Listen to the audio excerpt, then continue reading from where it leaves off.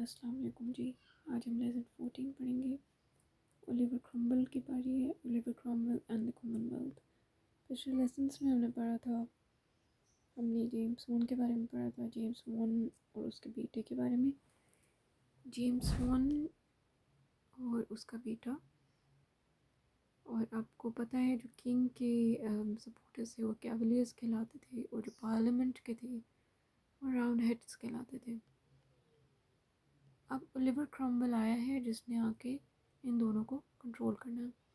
The king's forces suffered defeat at the Battle of Marston Moor and Naseby. بہت important point ہے.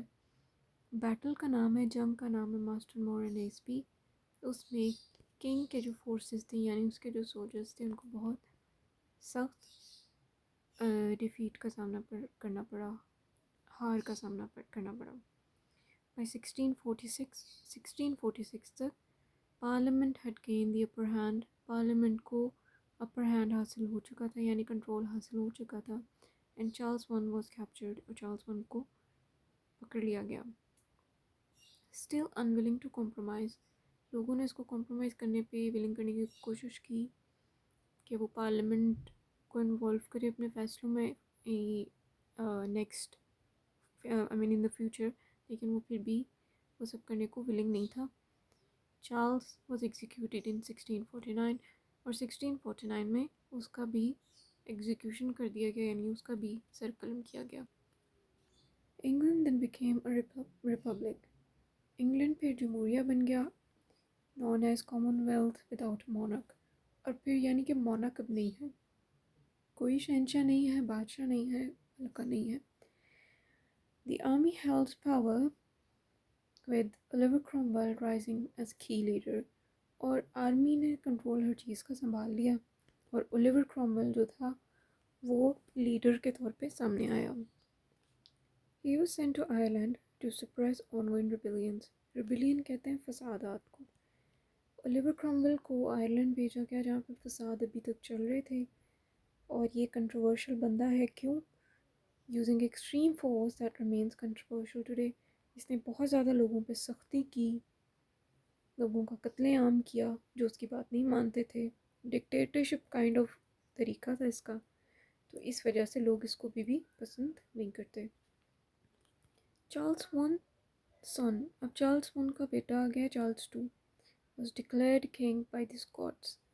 Scott land کے لوگ جو تھے وہ راضی نہیں تھے کہ ان کو تھا کہ اس کا سر قلم نہیں ہونا چاہیے تھا. انہوں نے اس کے دوسرے بیٹے کو یعنی اس کے بیٹے کو چارلز ٹو کو بادشاہ بنا دیا. But was defeated by Cromwell at Dunbar and Worcester. لیکن جو آرمی والے تھے اور کرومویل تھا، اولیور کرومویل، اس نے ڈونبر اور ورسیسٹر میں اس کو بھی شکست دے دی.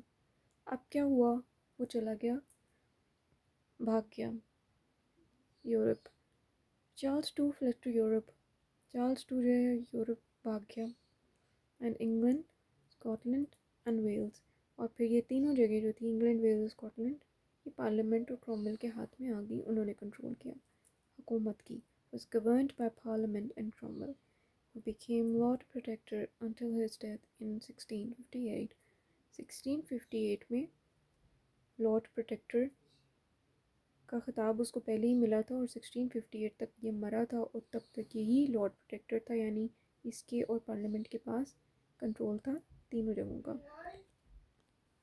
اب کرومویل کی جب ڈیتھ ہوئی تھی اس کے بعد اس کا بیٹا رچرڈ تھا جس کو انہوں نے اس کی جگہ دے دی. his son Richard succeeded him but lacked authority. لیکن یہ اپنی باپ کی طرح اتنا اسکلڈ نہیں تھا. leading to political instability.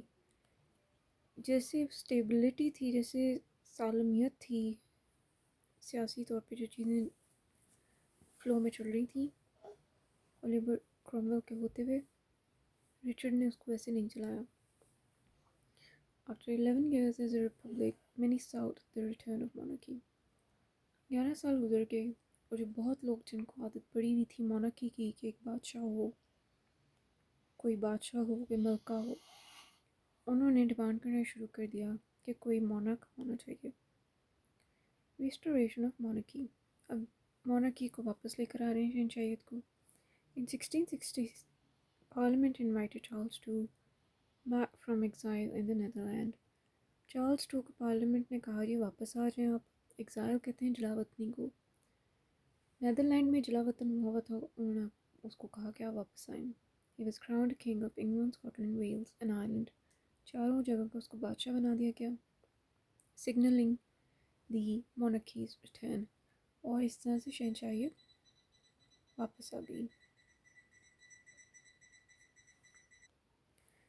Charles II agreed to cooperate with Parliament, which generally supported his policies. Charles to ने वो गलतियाँ नहीं की जो उससे पहले उसके बावजूद ने की थी। वो पार्लियामेंट के साथ कोऑपरेट करके कोऑर्डिनेट करके चलना चाहता था, which generally supported his policies, जिसकी जो पार्लियामेंट ने उसकी पॉलिसीज़ को सपोर्ट भी किया।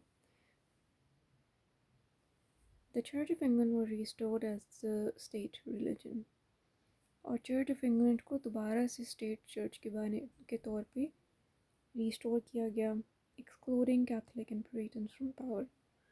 पुरिटन्स जो थे वो सख्त किस्म के, जो प्रोटेस्टेंट थे वो इंतहा पसंद प्रोटेस्टेंट्स और कैथलिक दोनों को इन लोगों ने चर्च ऑफ इंग्लैंड से फारिग कर दिया।